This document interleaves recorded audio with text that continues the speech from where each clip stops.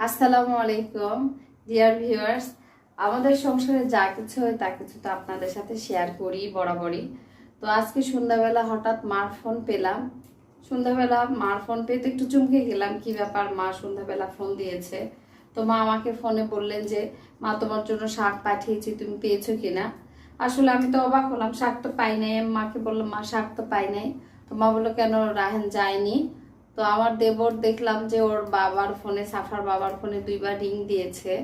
আমরা ছাদে ছিলাম, সাফার বাবা বরাবরই কিন্তু ছাদে হচ্ছে ফোনটা নিয়ে যায়।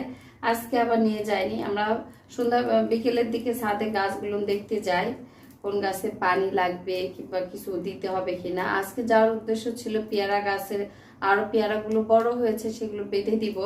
তারপর যাই হোক, শাকের প্রসঙ্গে আসি। তারপর আমার দেবরকে ফোন দিল সাফার আব্বু। দেবর বললো বাজারে গেছি, আসতেছি। ও আসার পরে ব্যাগ থেকে যে কতগুলো হেলেঞ্চা শাক দিয়েছে, আপনারা দেখে অবাক হবেন। দেখেন, এই হেলেঞ্চা শাকের ভিডিও কিন্তু আগে আমি ওঠানো ভিডিও দিয়েছি। আর এই শাকটা সাফার বাবার যত শাক আছে তার মধ্যে সবচেয়ে প্রিয় শাক। এই শাকটা একটু খেতে তিতা লাগে, দেখছো শাক বাজবা না ভালো করে, শাকের মধ্যে এটা কি এরকম শাকে কিন্তু পোকা হয় গাছ থেকে। দেখেন এটা আসলে সাদা একটা কেমন জানি পোকা। এটা রেখে দিলাম। আর বাবা বলতেছিল যে তুমি আজকে এতগুলো শাক বেছে নিতে পারবা না, যেহেতু টাটকা শাক, আজকে আমাকে একটু ভর্তা করে দিও। তো এই শাকের ভর্তা কিন্তু খুবই সহজ একটা ভর্তা। শাকটা এরকম করে কেটে নিচ্ছি।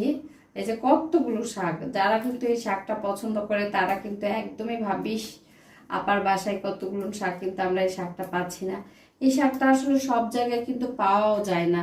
এই শাকটা গ্রামে ডোবা খালবিল এই জায়গাগুলোতে কিন্তু বেশি হয়। আমাদের বাড়ির সামনে একটা ডোবার মতো জায়গা আছে জমির পাশে, মানে ওটা গর্ত করে রাখা হয়। ওই গর্তটার মধ্যে অনেক শাক আছে, এগুলো ওখান থেকে গ্রামের লোকজন নিয়ে যায় রান্না করে খায়। এর আগেও আমি ওখান থেকে নিয়ে এসে ছাদে লাগাইছিলাম, বেশ 2-3 বার খাওয়া হয়েছিল।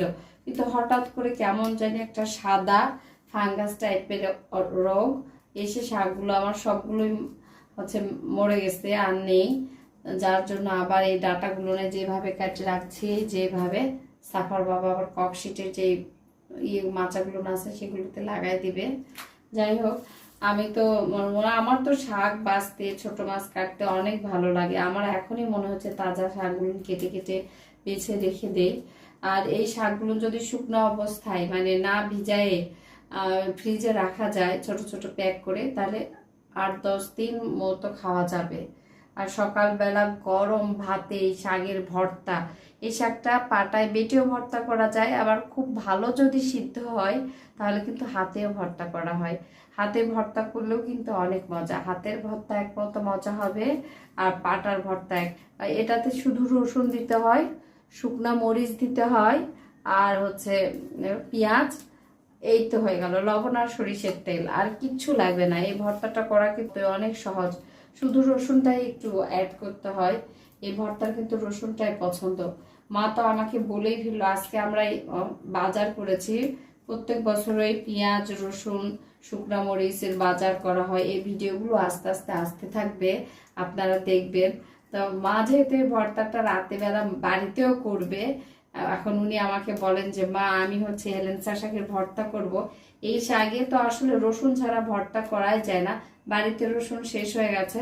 মা বলতেছে মা আজকে বেশি রসুনটা না দিয়ে আমাকে 1-2টা রসুন হলে ভর্তা করার জন্য পাঠিয়ে দাও, আমি ভর্তা করব। আমিও ভুলিনি, কারণ আজকে আমার দেবর মোটর সাইকেলে যত বাজার নিছে, ওকে তো আজকে পেঁয়াজ রসুনের বাজারগুলো দিতেই পারলাম না। অল্প কিছু রসুন মাকে উঠাই দিলাম, মা রাতে বেলা ভর্তা করবে। আর মা যেহেতু রাতে বেলা ভর্তা করবে, মা অবশ্যই আবার ফোন দিয়ে আমাকে শুনবে আমি ভর্তা করেছি কিনা। যার জন্য কিন্তু এই যে শাকগুলো আমি কেটে কেটে হাতে রাখছি, আজকে আমি অল্প করে ভর্তা করব রাতে বেলা খাওয়ার জন্য। তাই এতক্ষণ থেকে শাকের গল্প শোনালাম। আসলে শাক সবজি এগুলো কিন্তু আমার ভীষণ পছন্দের, আর যদি গাছের হয় আর নিজে হাতে থেকে তুলে নিয়ে আসে ভর্তা করা, এটা কিন্তু অন্যরকম একটা মজার ব্যাপার। তো সবাই ভালো থাকবেন, আমাদের সাথে থাকবেন, আমাদের গল্পগুলো শুনবেন এবং আমাদেরকে সাপোর্ট করবেন। এবার মতো শেষ করছি, আল্লাহ হাফেজ।